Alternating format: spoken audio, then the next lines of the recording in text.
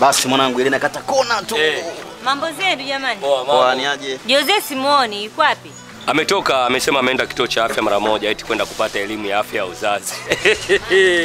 Yule jamaa na mambo meusi kweli yani. Sasa ye elimu ya afya ya uzazi inamhusu. Hapo sasa.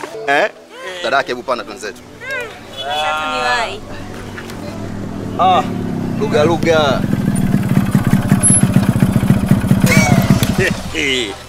Lugha? Yaani mngejua nondo nilizozipata huko wala msingenibeza. Kweli nawaambia. Nondo gani? Kwenda vituo vya afya kupata ushauri wa afya ya uzazi ni jukumu la kila kijana na sio lugha kama vijana wengi mnavyojidanganya. Na vile vile kupata taarifa ya afya ya uzazi inatusaidia sisi kama vijana kujipanga kutimiza malengo yetu bila kujali jinsia. Kalia chuma mama Tondo.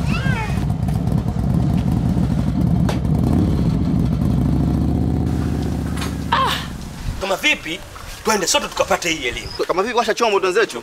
Oya wana. Kijana, usisikilize dhana potofu.